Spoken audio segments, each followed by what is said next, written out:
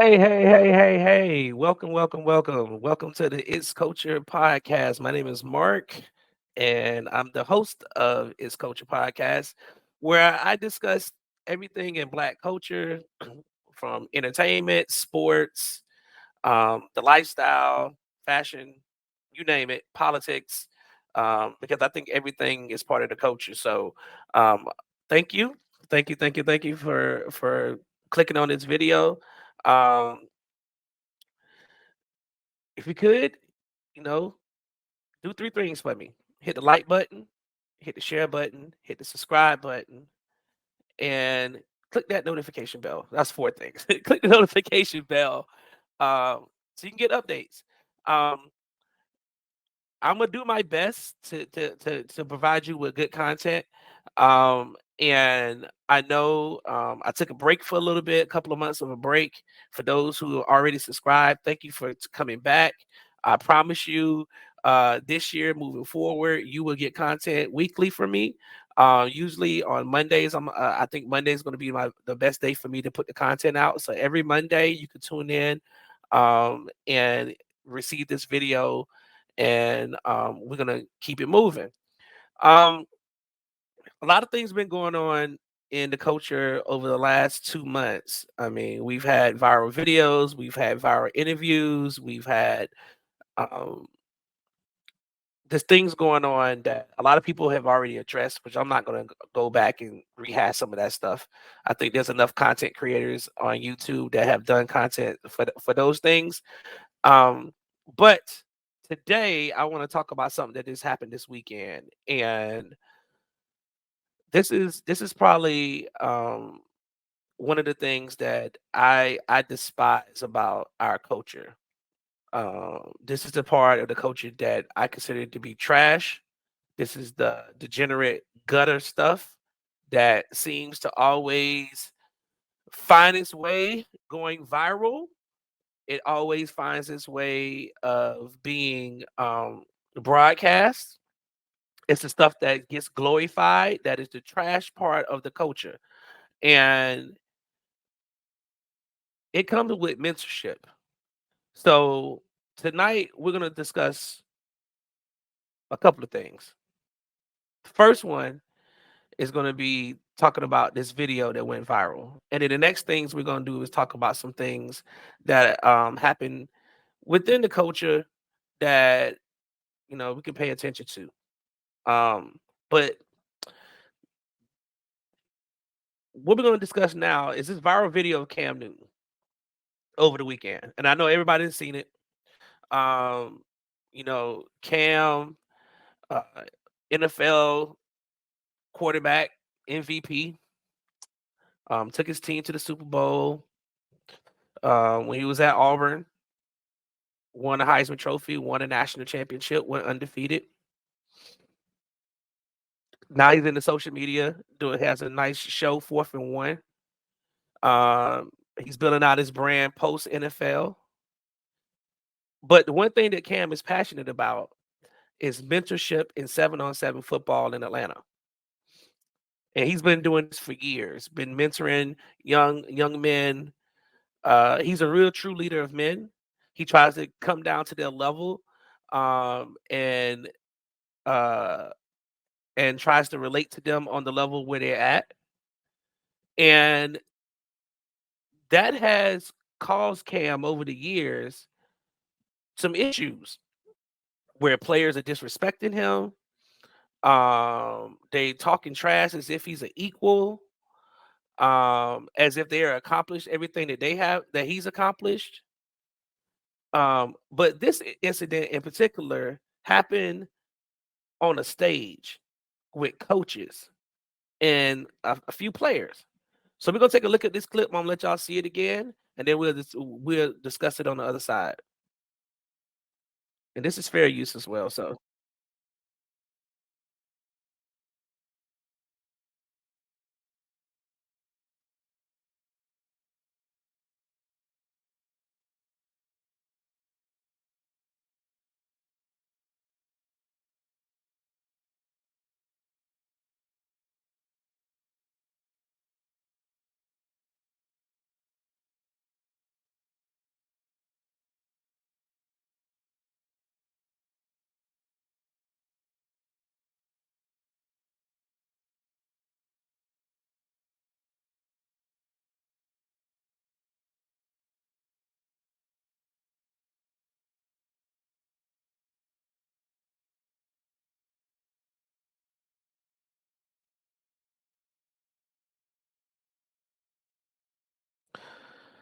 Alrighty.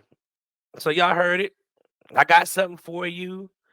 All this stuff, just trash, man. Like seriously, guys, this is absolutely ridiculous. This is ridiculous. This stuff should not be happening. I don't care what's going on in the world.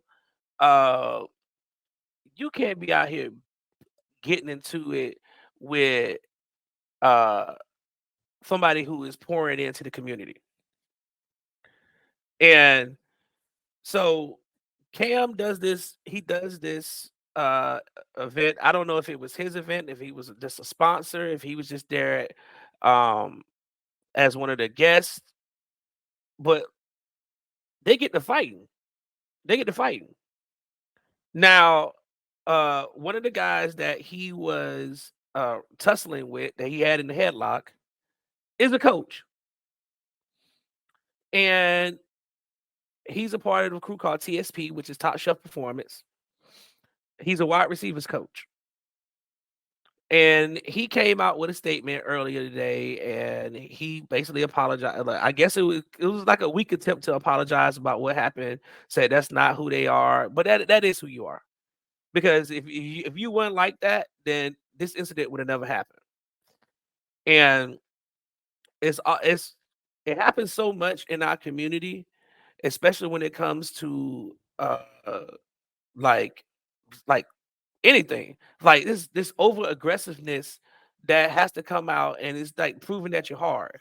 You're supposed to be teaching young men how to become better men, how to be productive male citizens, how not to be a stereotype, how not to fall victim to the school to prison pipeline, how to go be a professional so you can go make a living if this is what you want to do as far as football is concerned. So because of that, Cam gets to fighting. Cam gets to fighting. He gets the strong arming people, and this guy comes out with with this video, and his apology. He posted it on his Instagram, and that is it. So it's just trash. It is absolute trash. Um, I if I was a parent in Atlanta, I wouldn't want my child anywhere near Top Chef Performance and anything that they got going on. I don't care how many dudes they did help get to the league. I don't care how many guys they're preparing right now to go to college. I don't care about all that. What you have shown is that you don't have the ability to lead young men. And what you're showing them is it's okay to be violent. It's okay to not know how to hold your emotions in. It's okay to not know how to settle a disagreement without getting physical or violent. And it's also showing that you have no respect for adults. Period. This is trash. This is trash. And these are the same guys, and we see it all the time. You hear about some star athlete that was very, very talented. Uh, they got the story. He came up rough and all that stuff, and then they go off to college, and next thing you know, you find out because they ain't make it to the NFL, they in jail for something. They end up with a murder charge or a robbery or a rape or any of that stuff. They because the mentorship failed. But the mentorship ain't on Cam Newton. This starts at home. This is parenting 101. There was an athlete that took a sucker punch at Cam. A student, an athlete, student athlete, a teenage boy takes a swings at Cam Newton. Now, Cam was very, very I want to say he was very, very resolved. He didn't swing back because if Cam would have assaulted those people and really did what he wanted to do and hurt them, he would have got sued so much he would be out of money. It would have been lawsuits flying everywhere. And if I'm Cam Newton with my brand and what I'm trying to do with my 4 for 1 podcast and your social media persona, and you're trying to go after these deals, cut bait with this crap, man. Or go somewhere else and do your 7-on-7, because this right here It's gonna have you losing money. It may have you losing your life because you heard people on the video saying, "Oh, I got something for you." They already ready for war. It ain't worth it, Cam. It's not worth it to you. It's not worth it to your family. It's not worth it to your kids. It's not worth it to your girlfriend. It's not worth it to anybody that loves you to be associated and involved with this trash. Let these thugs who are coaching these dudes continue to coach them and watch these boys go down the path because this right here this is how you lose money. And we got to protect ourselves and our own brands while we're trying to look out for everybody else. We got to protect our own houses first. So Cam Newton, I don't know if you ever see this video, but please, man, do yourself a favor and cut ties with this man. This is not a good look. People are gonna try to spin this. There is, regardless on whether you got assaulted or not, people are gonna look at you and say it was your fault. This is what you get. Like, dude, you don't need this. You don't need this at all. This is trash, man. That is trash. And it's the worst of the worst. And it's always the stuff that we always get talked to about. This is stuff that we want to get rid of in the culture. But this is the stuff that gets glorified. This is the stuff that's in the music. This is the stuff that's in the videos. This is the stuff that shows up on social media. This is the stuff that Zeus TV puts out. This is the stuff that we see all on Instagram and the Shade Room and Ball Alert. This is all of that trash. The worst of the worst. And it always happens when we are trying to do something for the community. Do we people say, oh, people don't give back. They don't come to the community. They don't give back to their communities. They leave and go about their business. They forget about where they came from. You see why? Do you see why? Because who wants to be associated with that? Because we don't know. What if there was some people who were looking like, you know what? I like what Cam Newton was doing with this 7-on-7. I want to sponsor the league. I want to put some money behind it. I want to put some backing behind it. Then a video like this comes up, and they're like, I'm out. I don't. This is the liability. I'm gonna lose money messing with this. This is bad. This is bad, bad. There's no way to spin it. This is just a bad look. But shout out to Cam. Shout out to you, Cam, for showing resolve and restraint and not really using your 6'5", 240-pound frame on them dudes because you really could have did some damage out there. So, peace and love to you, man. One love, as you say. One pinky, one thumb, one love, whatever you say. Hey, one love, man. But leave it alone. So moving on. So I don't know if y'all heard about this. But this is a kind of a funny story. It kind of came out over the weekend, but there was a cop down in Columbus, Mississippi, who found herself in a little pickle. And I'm gonna show y'all the video, and then we're gonna talk about it on the other side. Fair use, fair use, fair use. Columbus police officer has been arrested accused of stealing a pair of shoes while on duty. Robin Connor was arrested after officers were called to Dick's Sporting Goods about 12:30 this afternoon. She's charged with misdemeanor shoplifting. Police Chief Joseph Daughtry says Connor was wearing her uniform and was on duty when she was taken into custody. Connor was on her second stint with the department. She returned about 2 years ago. Now she's on administrative leave, and this investigation is continuing. We have a job to do. We're held to a higher standard, and the community is just starting to trust us. And to take this gut punch really hurts. That's why we fulfilled our obligation, not only to the store, but to this community.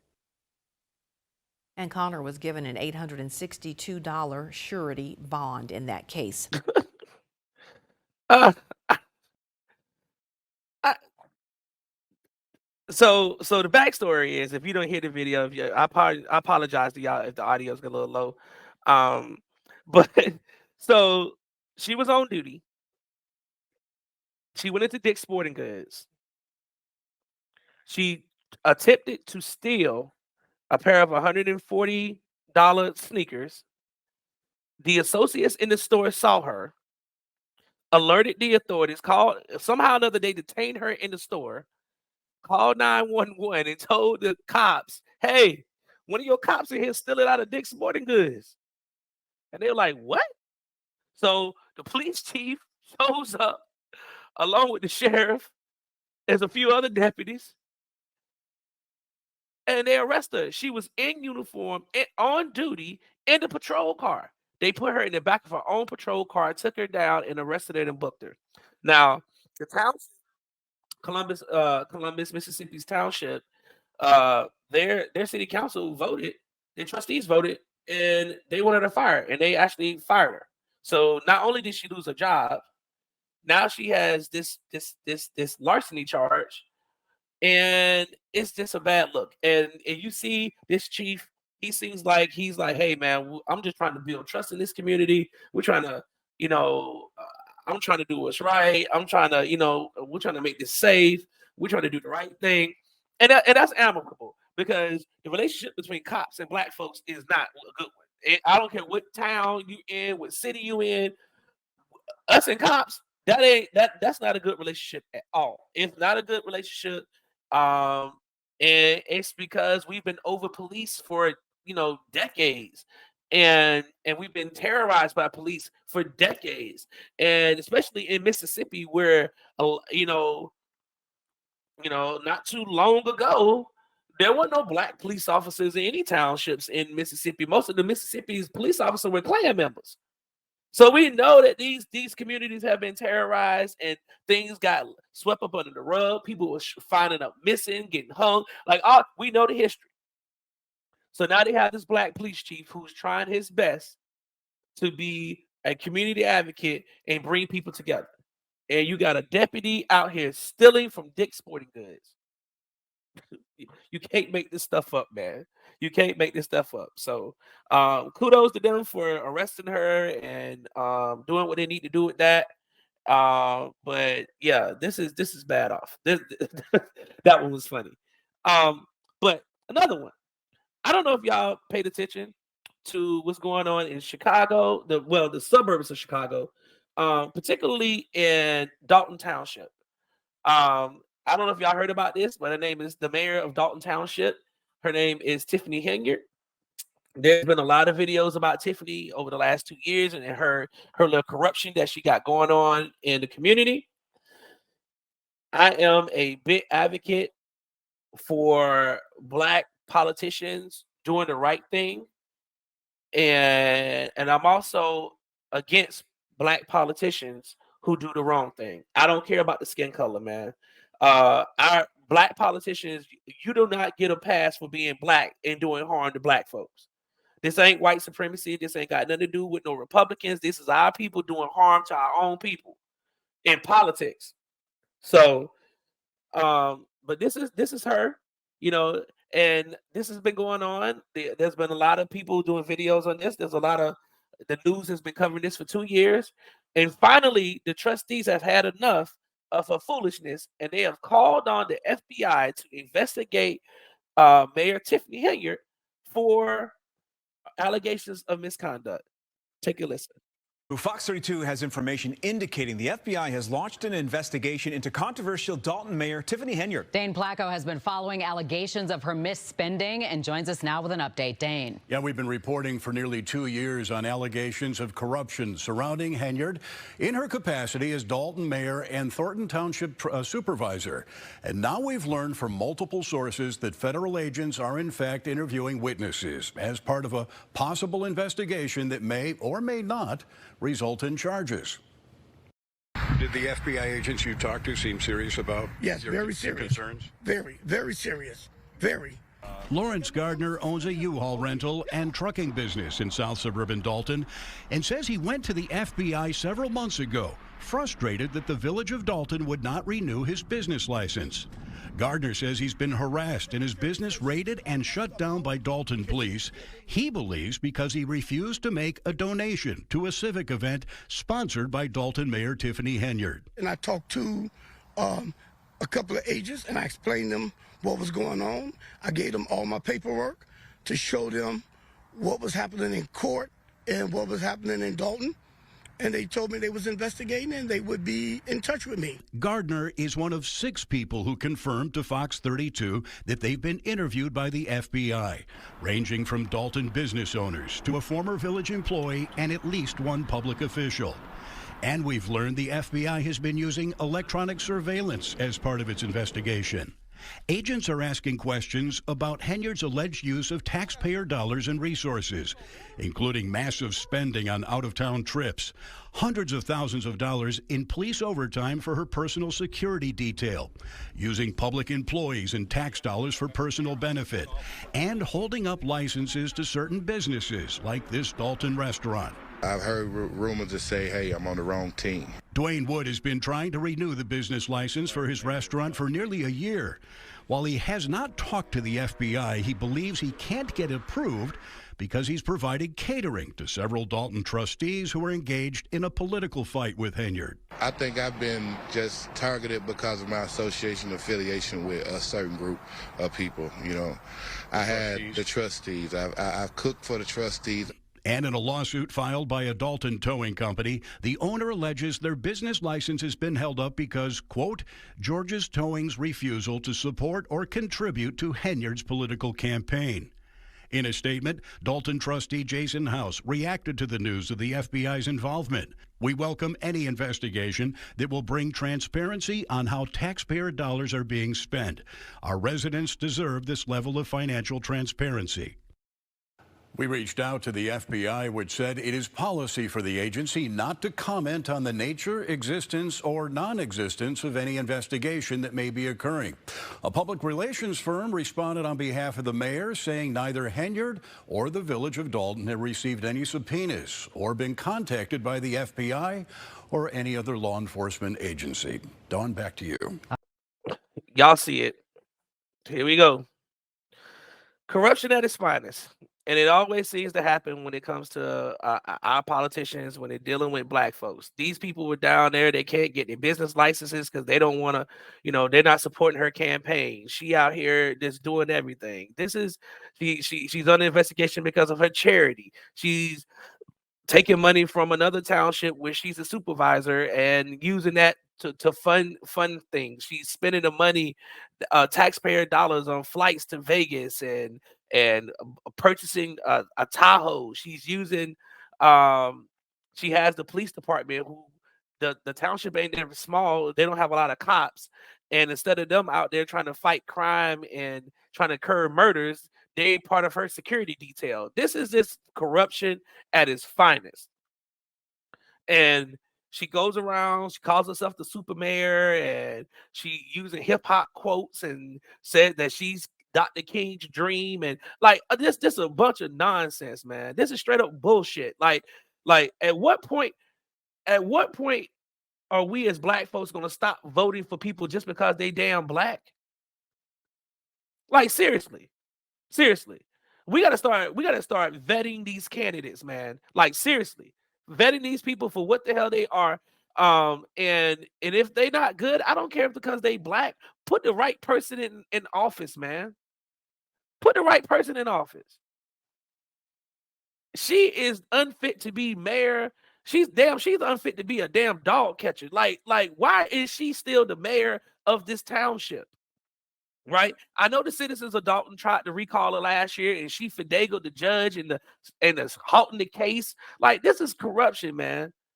There's too many times that we have seen black mayors doing stuff to black citizens in their towns and not being held accountable. She needs to be held accountable, and if they find out that she's been doing impropriety, her ass need to go to jail. Period. In the discussion, I don't care if she's the first black woman. We got to get out of that first shit. We got to get out and stop this Crayola politics stuff. We got to stop voting for people because they whatever party they affiliated with. We really got to do politics a whole lot better as black folks, because 9 times out of 10, when you're looking at the communities, the areas that have a high concentration of black folks, and they're in poverty, and there's crime, and there's failing schools, there's no good parks and recreation, there's nothing for the kids to do. when infrastructure is all towed the hell up, streets are got potholes and shit. When you go looking at all that stuff, go look at who's in charge. Go look at who's in charge. And you tell me if they don't look like us. Why are we oppressing our own fucking people when we get in positions of power? This runs counter to any type of black progress that we're trying to make under a system that has been very, very harmful to our people. And we're out here being the aggressors and perpetuating the same harm. Tiffany Henyard, you're trash. And the Dolton Township deserves a whole lot better for their tax dollars, and they deserve a whole lot better for their elected officials. Period. So these things keep happening. And then we have the case down in Atlanta with good old AD Fani Willis. Now, Fani, there's a whole nother case. There's a whole nother video. And there's some more stuff that's coming out of this case. Now, if you don't understand what's going on with this case with Fani Willis and what's going on, there's a couple of cases that are going on in Atlanta that her office is handling. One of them is the Young Thug case. Another one is the corruption case involving former President Trump and his alleged crime of trying to overthrow an election and trying to throw out invalidate the election in the state of Georgia in the 2020 election. This has been covered since then. We all know that Donald Trump swears up and down that he won Georgia, and then somehow or another, the city of Atlanta did some finagling in the late night, and he ended up losing. This caused him to fall out with the AG. This caused him to fall out with the Secretary of State of Georgia. This caused him to have a fallout with the governor of Georgia. And so, because of this, because of all these lies and all these salacious attempts, for some reason, the city of Atlanta decided that they were going to try to prosecute Trump. Now, first off, before I get into what's going on in this case, I got to say this. I find it very, very odd that the AG of the state of Georgia didn't file these charges. I find it very, very odd that every single time there is a high-profile white person that's being accused of something, that we as black folks find ourselves having to come out and be the savior of the democracy. More often than none, somehow, some way, the system works in reverse. And the person who is supposed to be prosecuting the person becomes the person that's on trial. And in this case, with Fani Willis, this is what has happened. Because of an alleged affair that she had with someone that she hired to work on the case with her, Nathan Wade. They have both been on the stand discussing their involvement with each other, talking about trips and spending money, and he's getting paid more than other prosecutors that are on the case who have more experience in these type of cases, and it's a RICO case, and she paid him way more money, and he was basically spending the money and taking her on trips, and it's a whole bunch of mess. Now, there's no rule to, I guess in law, there's no rule that says that, hey, you can have a relationship with someone that you work with. But from an ethical standpoint, and me being a former military guy, a retiree, we had a thing called fraternization.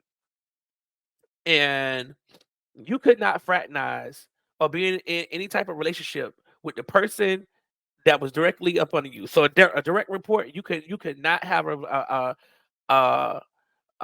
relationship with that person. When I was in recruiting, we could not have relationship with the people that we were recruiting. We couldn't have relationships with the people that at the schools that we were working at. We couldn't have relationships with someone who said that they may have wanted to join a branch of service at one point. Like, it was a lot of rules, right? But in regards to fraternization. But for some reason in law, it seems like this stuff is totally fine. It is unethical in my regard. In my opinion, this is unethical. You shouldn't have did it. And if you were going to be having a relationship with this guy, you don't hire this man to come work with you. So they testified that this relationship started after he began working. So, but some new things have come to light, and we're gonna watch the video and then talk about it. Fair use, fair use, fair use. A witness in the Fulton County DA disqualification proceedings met with a judge behind closed doors today, and it was confirmed by 11 Alive by 2 attorneys involved with the case. The meeting comes as attorneys for former President Donald Trump and his co-defendants seek to remove both District Attorney Fani Willis and Special Prosecutor Nathan Wade from the case, alleging they inappropriately benefited financially from a romantic relationship. 11 Alive's Zach Merchant has been tracking the controversy ever since it began. He's joining us now to explain today's newest developments. Zach? Well, the witness at the center of today's proceeding is Terrence Bradley, a former law partner and one-time divorce attorney for Nathan Wade. And today, Fulton County Judge Scott McAfee met with Bradley to determine whether attorney-client privilege bars him from answering questions from defense lawyers. It's an issue that almost never got to this point. At a hearing on February 16th, defense attorneys spent hours trying to get Bradley to share what he knows about when Willis and Wade's relationship began. He said he couldn't answer, arguing any information he may have is protected by attorney-client privilege from his time representing Wade in his divorce. Fulton County Judge Scott McAfee seemed ready to accept that argument until Bradley gave an answer late in the day that appeared to reopen the issue. Now I'm left wondering if Mr. Bradley has been properly interpreting privilege this entire time. Judge McAfee called Bradley to a closed-door meeting today to try to solve that problem and decide what information is privileged and what is not. Former DeKalb County District Attorney Robert James says the judge will likely have asked Bradley direct questions about what he knows and how he knows it. They were trying to parse and say, well, okay, well, what came up in legal communications versus this person being your friend and your law partner? Was there conversation around the office? Were there social communication? And if you can extract that from or extricate that from the legal communication, then that's going to be admissible because it won't be privileged. If Judge McAfee determines Bradley asserted privilege improperly, he may have to return to the witness stand and face more questions under oath. And, if he does say that the relationship started, before the time that, D.A. Willis and Nathan Wade have said, then, it's going to be a bombshell. But that is a big if. James today cautioned that right now it's impossible to know for sure what information Bradley possesses or if it will have any impact on the actual underlying legal question of whether the prosecutors should be removed from the case.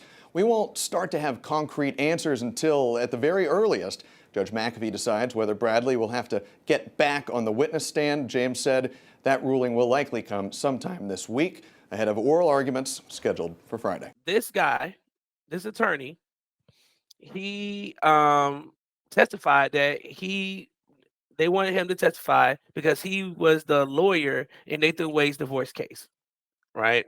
He's the lawyer in the Nathan Wade's divorce case. And he basically was in there pleading the fifth or saying that, this is attorney-client privilege. I don't want to discuss this. Well, the judge had enough because the judge is like, wait, nah, I don't think you understand what attorney-client privilege is. I'm gonna depose you and bring you into my chambers behind closed doors, and we're going to talk about what the hell you know. They have cell phone video, well, not cell phone video, but cell phone records and triangulation of of pinpointing where Nathan Wade's cell phone was at prior, because they said the relationship started in 2022. They've had people say, no, this relationship started in 2019. Like you heard in the video, this man is going through a divorce, his wife, like it's just a whole mess. It's a whole mess. It's a whole mess. And it takes away all of this trash is taken away from who's supposed to be getting prosecuted, which is the former president. And, a long time ago, I posted on my social media, I said that before I knew about any of this stuff here, because all this stuff with Nathan Wade is like new stuff. This stuff just happened. This stuff is going on like right now. But back in like August or September of last year, on one of my social media accounts, I said that Fani Willis needs to make sure that her stuff is airtight. I didn't know anything about these issues with Nathan Wade. I didn't know anything about that. But I had saw how Marilyn Mosby got done in Baltimore when she tried to prosecute the cops who killed Freddie Gray. I saw what happened. She lost her entire career, and she's under federal investigation for some things in regards to some COVID funds. They're gonna go find stuff when we come after them. So when we're in these positions where we are the prosecutors, okay, for those of you all who are in the professional realm, if you're gonna go challenge the big dogs, you cannot have skeletons in your closet. These people, their job, these defense attorneys, their job is to get this case thrown out. They know that they don't really have a good defense for this because Trump was all on television saying that the election was stolen from him. This should have been open and closed and shut, right? But because one of his co-defendants in this trial is trying to say that this relationship that Fani and Nathan Wade had is inappropriate, thereby is they want her to be disqualified. And if they can get them to disqualify her, they can get this case completely thrown out, and Trump is off free and clear.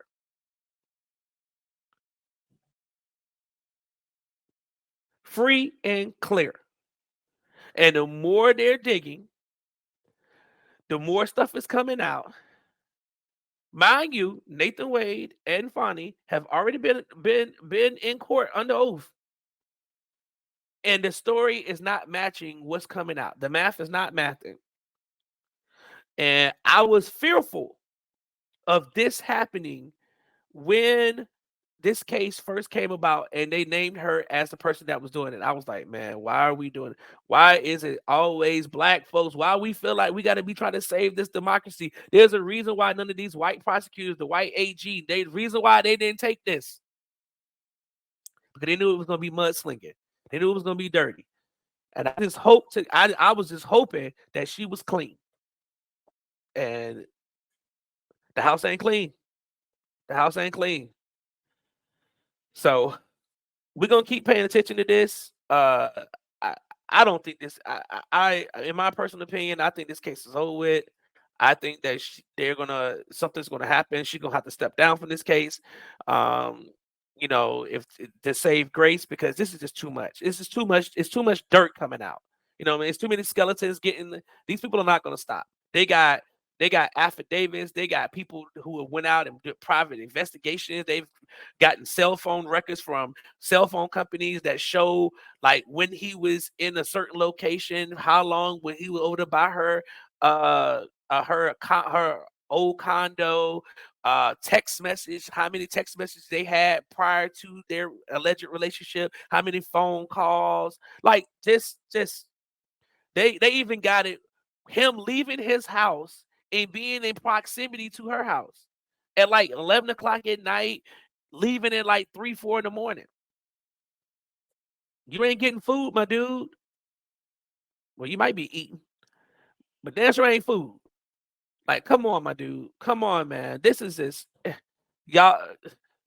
This is the stuff, man. This is the stuff. This stuff right here is what they look for, and this gives these people who want to attack DE&I and us getting positions, this is what they want to use to say, see, I told y'all, DE and I's bullshit. Look at this. Look at this. She's unqualified. They made her this because she's a black woman. Like, we don't need that stuff. We don't need that stuff. We don't get the luxury. We don't have the complexion for the protection. We just don't. And we can't be out here trying to compare ourselves to them because they wrote this system, they designed this system, and the system is working just like it's supposed to. We're just products of the system. We got to learn how to color within the lines. You know what I'm saying? And be strategic about what we're doing. This was not strategic. This is messy. This is just like, soap opera type stuff, man. This is stuff that Tyler Perry puts in TV shows. And it's all happening in Atlanta. So, but that's all I got for you tonight. Thank y'all so much for tuning in. Like I said at the beginning, please like, share, and subscribe. Help me out. I'm trying to grow this channel. I want to be able to provide good content. Help me get to 1,000 subs. I appreciate everybody, and let's keep it culture.